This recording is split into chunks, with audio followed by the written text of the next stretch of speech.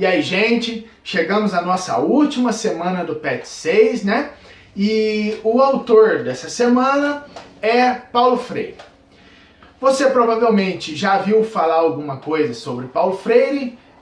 Você sabe que ele é o nosso intelectual brasileiro mais conhecido. Ele foi, no governo Dilma, estabelecido como patrono da nossa educação, né? Então você imagina que ele é uma pessoa muito importante. A nossa aula hoje vai ficar um pouquinho extensa por alguns motivos. Primeiro, porque é um pensador brasileiro, né? E a gente estuda muitos poucos pensadores brasileiros, e por isso mesmo você tem que conhecer, né? Segundo, porque é um pensador com ideias bastante polêmicas em algum determinado momento, né? E você tem que estar apto a saber do que se está falando para você ter o seu posicionamento. Terceiro, porque é um autor muito cobrado em Enem, em vestibular, em qualquer lugar que você for fazer que tenha a ver com educação, você vai ver falar dele. Quarto, porque é um lugar comum nas discussões das faculdades você tocar nesse ponto, seja para defender ele ou para criticar as ideias dele. E quinto, porque é um autor que eu estudei muito, né? Então acaba que eu tenho muita coisa para dizer sobre ele, embora eu vou escolher algumas coisas mais importantes para falar, né? Eu não sei se você sabe, eu fiz a minha graduação de filosofia na Federal de São João del Rei, e lá também eu fiz o meu mestrado na área de educação, né? E o meu autor de referência foi justamente Paulo Freire. Então eu fiz o meu mestrado em Paulo Freire, né? Antes de começar a falar, eu queria dizer o seguinte: ano passado, em Juiz de Fora, teve um congresso internacional sobre filosofia da educação brasileira, e eu fui chamado para falar sobre Paulo Freire. Então eu comecei lá dizendo o seguinte: eu não sou nem daqueles que louvam o cara achando que ele é um santo, e também não sou aqueles que criticam achando que ele é uma espécie de diabo ou demônio. Eu não tenho nada a ver com isso. Eu estudo as ideias dele, né? Então, se você está assistindo esse vídeo, por acaso tem um certo conhecimento de Paulo Freire, fique à vontade para comentar o que você pensa, né? Mas vamos comentar as ideias, né? Não vamos falar sobre quem foi a pessoa. A pessoa já morreu, isso não importa pra gente. E outra coisa, se você não leu nada, então fica quietinho, né? Porque tem muita gente que acha que leu Paulo Freire e não leu, não sabe nada, então não me venha com essa chatice, né? Porque isso é muito chato. Vai ler, depois fala. Paulo Freire tem alguns livros mais conhecidos, outros muito menos conhecidos, tão pouco conhecidos, por exemplo, alguns livros dele são, que não foram nem traduzidos para o português. Né? Você acha alguns em espanhol, mas alguns não foram traduzidos nem para o português. Então vamos começar falando primeiro sobre quem é, né? Quem que foi esse pensador. Paulo Freire foi criado numa família de classe média, diz ele, né, num livro autobiográfico dele, chamado Cartas a Cristina, que ele passou muita necessidade, que ele foi pobre, e passou inclusive fome, o que é uma mentira, né? Quando você lê lá, se você for ler, você vai ver que não é bem assim, né? Que as coisas são muito... Ele fez um drama gigantesco. Paulo Freire, então, ele virou advogado e depois não quis, e o que ele começou a estudar muito o marxismo, né? Então a principal raiz de pensamento no Paulo Freire é o marxismo. E você sabe, né, rapidamente dizendo, o marxismo acredita que existe uma classe dominante, uma classe dominada, os opressores e os oprimidos, e que é preciso fazer uma alteração dessa realidade através da economia, certo? Através da economia. Quando você muda os bens de produção, como você dá condições para todos, você consegue ter uma sociedade mais justa. E Paulo Freire vai colocar isso de uma maneira muito marcada nas suas ideias. Tanto que o livro mais conhecido dele se chama Pedagogia do Oprimido. Então, já que eu falei das obras, ele tem alguns livros mais conhecidos, que são esses aqui, né? O primeiro deles, Pedagogia do Oprimido, Pedagogia da Esperança, Educação como Prática da Liberdade, Pedagogia da Autonomia, e esse aqui que é um livro um pouco menos conhecido, mas que é fundamental para entender as ideias dele, Educação e Atualidade Brasileira, né? Se você nunca leu esse, você não entendeu nada de Paulo Freire. Vamos pôr aqui, né, para ficar bonitinho. Qual que é a principal ideia do Paulo Freire?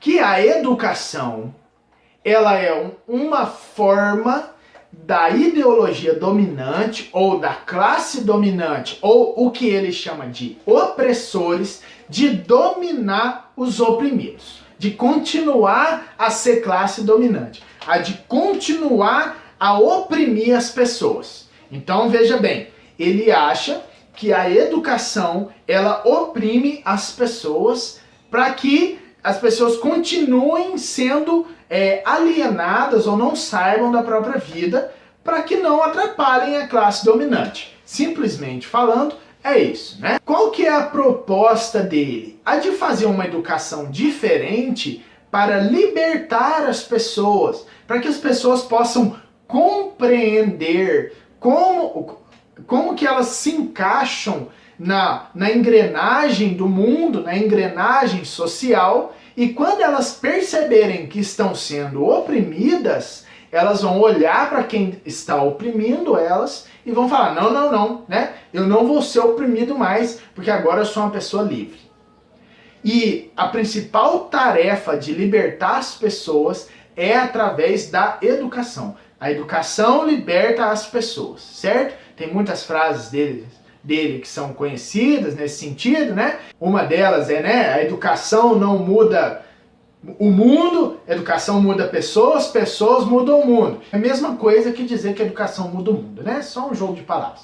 Ele está convencido de que a educação é a forma de transformar a sociedade com vistas numa sociedade mais liberta, né? Mais igual, onde as pessoas não sejam o tempo todo oprimidas por uma classe dominante.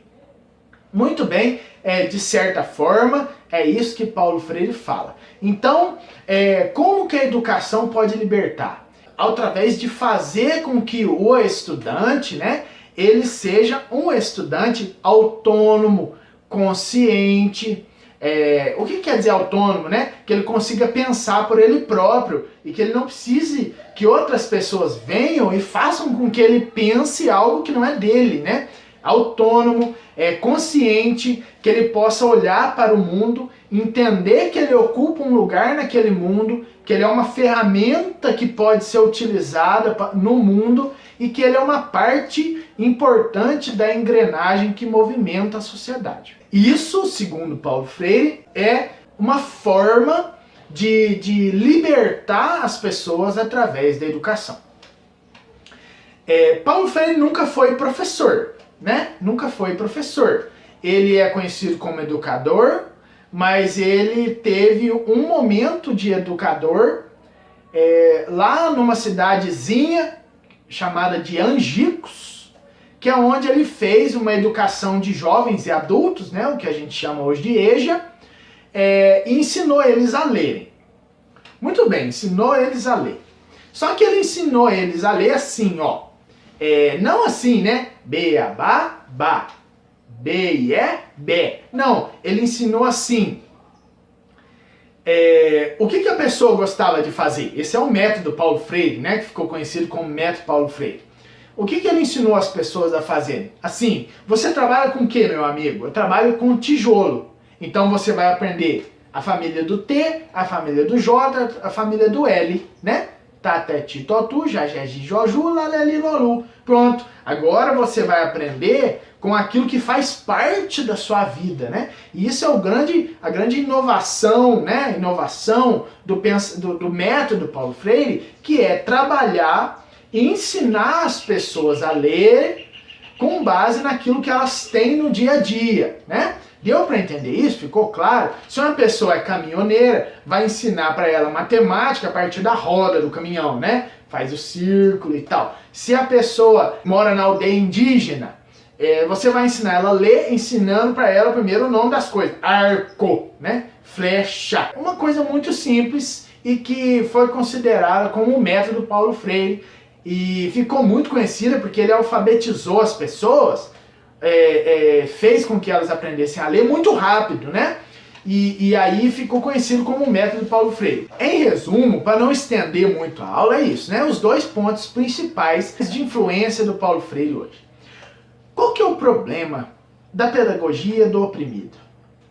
Primeiro é que ela é uma pedagogia para o oprimido, né? Então ele já exclui, né? Mesmo que os freirianos aí de plantão digam que a pedagogia de Paulo Freire ela é aberta para todos, não, ela é aberta para o oprimido. Só que muitas vezes aquela pessoa que oprime, para usar o termo freiriano, ela não sabe que está oprimindo, né? Então ela precisa também de uma pedagogia. Só que ela é excludente. Em vários momentos, 11 vezes ao longo da pedagogia do oprimido, do livro, Paulo Freire diz indiscutível, ou seja, indiscutivelmente não há conversa com o opressor. Além disso, e essa é a maior crítica que, né, esse tipo de pedagogia recebe, Paulo Freire ele dá muito pouca importância para uma pedagogia que seja fundada de fato em estudo, né? Em fazer com que a pessoa estude. Ele não se preocupa muito com o conhecimento adquirido, mas sim com libertar politicamente a pessoa, certo? E isso faz, de certa maneira, com que aquele que estude, se compreender quem é, não tem as condições necessárias para avançar, né? Porque não tem um aprofundamento pedagógico de estudo, de pesquisa, e essa é uma das críticas maiores que recebe essa pedagogia do Paulo Freire. Além disso, né, como toda teoria marxista, ele esbarra num poste gigantesco, que é o fato de compreender a sociedade como uma divisão de classes, né? Então, tipo, ou você é opressor ou você é oprimido. Onde que você tá? O problema é que as coisas não são assim, né? A sociedade não é dividida em 2 pedaços. Não é só classe do opressor e classe oprimida. A sociedade é dividida em muitos nichos. E esse maniqueísmo grosseiro, né, que faz parte da pedagogia do Paulo Freire, como faz parte do marxismo, de que acha que a sociedade é feita de opressores mauzinhos e oprimidos bonzinhos, isso não representa a sociedade. Talvez o marxismo tivesse feito muito sentido lá em 1850, quando ele surgiu, mas hoje não, né? Por exemplo, para o Paulo Freire, todo professor é um opressor e todo aluno é um oprimido. É assim? Lógico que não, na nossa sociedade, quanto aluno não oprime o professor? Né? Toda pessoa rica, para o Paulo Freire, que tem capital, que tem dinheiro, que tem indústria, ela é uma opressora. E não é bem assim as coisas que acontecem. Então, é uma forma quase infantil de ver a sociedade. E isso atrapalha muita coisa. Mas, né, para não estender muito o assunto, porque eu poderia ficar falando aqui muito tempo, eu queria dizer 2 coisas. A primeira, você tem que ler, né? Você vai ter que ler em algum momento da sua vida essas obras que eu pus aqui. Pelo menos essa aqui. Essa você vai ter que ler em algum momento para você entender do que ele está falando. Porque hoje a nossa educação, sendo você professor ou aluno, indo para a faculdade ou não, fazendo uma pós ou não, você vai se esbarrar com muitas ideias que tem aqui, de muitos professores que são adeptos disso. Então, para que você possa conversar com eles, você tem que saber o que está escrito aqui. Até também para você não ser um bobo, né? Você não ser um idiota. E não ficar babando quando as pessoas tentar te convencer de algo que na verdade não é. E depois que você lê, é uma coisa que eu defendo desde o meu mestrado, que você leia de trás para frente. Não é que você é um tarado por ler Paulo Freire, mas é porque o livro do Paulo Freire, esse livro aqui, faz muito mais sentido se você ler de trás para frente, certo? Inclusive eu encontrei algumas pessoas que conviveram com Paulo Freire, né? Que foram alunas dele e outro que foi amigo dele, que me disseram que faz muito sentido essa ideia de ler de trás para frente. Então, se você quiser a minha dica, faça isso que você vai se dar bem, né? E outra coisa que eu quero dizer para você, que você nunca deve se deixar seduzir por palavras bonitas, né? Porque muitas vezes nós encontramos em vários autores, não só em Paulo Freire, uma poesia que nos leva quase à beira das lágrimas, mas que no final ela é enganadora, né? Eu, como estudioso Paulo Freire, posso te dizer que há partes no livro, nas obras dele, que são assim mesmo. Que ele tenta te convencer através do drama, né? Através do coitadismo e não através de uma argumentação lógica. Então, eu espero que tenha ficado claro para vocês, né? Eu coloquei bem claro a minha posição aqui. Eu não sou nenhum adepto do freirianismo, não sou nenhum crítico dele achando que ele não presta, mas eu sou um crítico das ideias dele. Eu acho que ele não está certo. A única parte em que eu posso dizer para vocês, e que foi a conclusão do meu mestrado, que eu acho que ele está certo, é o fato de que o professor não pode fazer com que o aluno decore tudo aquilo que ele pensa, né? Que é o que o Paulo Freire chama de bancarismo, né? Uma espécie de depósito no banco, como se a sua cabeça fosse um depósito e eu depositasse tudo de filosofia lá, né? Isso é, para mim, a parte mais importante daquilo que ele falou. O resto é muito ruim, né? Muito ruinzinho, muito fraco. Logicamente, é muito pouco sustentável com argumentos. Então, assim, a ideia de que você é preciso ser tratado como um construtor do conhecimento, né, que pode ver coisas que eu não vi naquele conhecimento, isso é o mais importante do que ele disse, né? Ele é um grande contribuinte de uma nova forma de educação, de uma educação que não é mais aquela dos nossos avós, né, que tomavam a palmatória quando não sabiam alguma coisa, mas é de uma educação libertadora no sentido de que o diálogo ele é enriquecedor, porque no diálogo as duas pessoas podem ensinar, né? Então esse é o ponto forte, o mais importante, e talvez até o único das ideias do Paulo Freire que possa ser salva, né? Na minha opinião. Então, pessoal, vamos agora comentar sobre as atividades. Espero que tenha ficado bem claro isso que eu quis dizer para você. Se você tiver alguma dúvida, por favor, né, é só me falar. Vamos lá. Chegamos então, pessoal, aqui na semana 4, né? E o nosso tema, como você viu aí na minha aula, ficou um pouco grande, né? É Paulo Freire. E nós vamos ver aqui as atividades, são até atividades bastante interessantes, mas sobre Paulo Freire mesmo a gente só tem uma atividade. Então, eu acho que só a 4 você não vai fazer, vamos ver aqui, né? A 1.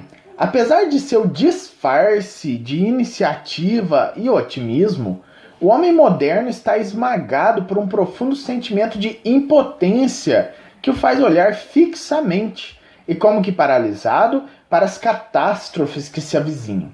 Por isso, desde já, saliente-se a necessidade de uma permanente atitude crítica, o único modo pelo qual o homem realizará a sua vocação natural de integrar-se, superando a atitude do simples ajustamento ou acomodação, aprendendo temas e tarefas de sua época. Paulo Freire tem essa qualidade de ser muito facilmente compreendido, né? Então aqui o que ele quer dizer é que o ser humano muitas vezes, o homem muitas vezes, ele fica meio que paralisado diante das alterações da sociedade e sem olhar para a sociedade e para a realidade com uma atitude crítica de pensamento, ele nunca vai conseguir realizar essa sua vocação natural, que é a vocação de ser mais homem, né? De buscar e transformar a cultura. Então vamos ver aqui o que está pedindo para a gente fazer. Paulo Freire defende que a superação das dificuldades e a apreensão da realidade atual será obtida pelo desenvolvimento do pensamento autônomo e né? Já essa primeira aqui, desenvolvimento do pensamento autônomo. Se você não aprender a pensar por você mesmo, jamais você vai conseguir superar as dificuldades. Então também não é a obtenção de qualificação profissional, embora ele toque nesse tema, não é o tema principal. É o resgate de valores tradicionais? Não. É a realização de desejos pessoais? Não também. E aumento da renda da família? Também não, né? O certo aqui é o desenvolvimento do pensamento autônomo, né? Autônomo quer dizer que você não depende de mais ninguém, que você consegue pensar com autonomia. A questão 2. Em seu cotidiano estudantil, né, na escola, você considera as suas experiências e habilidades pessoais como fonte de estudos e tira dúvidas em sua formação acadêmica? Em outras palavras, está perguntando para você se ao longo do percurso estudantil na escola, alguma vez algum professor já perguntou para você se você tem alguma experiência ou alguma habilidade nessa ou naquela matéria, e se isso, né, se esse conhecimento adquirido que ele perguntou para você foi base de algum estudo dentro da sala, né? Então você vai escrever aí se sim ou se não. A questão 3 é bastante interessante, né? Eu gostei muito dela. Tendo como base a questão anterior sobre as experiências e habilidades pessoais que você tem, forme 3 colunas seguindo o modelo abaixo. Então você vai colocar aqui, né, habilidade ou experiência. Por exemplo, inglês, né? Eu já estudei inglês por conta própria ou em escola particular. Disciplina em inglês, valor de 1 a 5, né?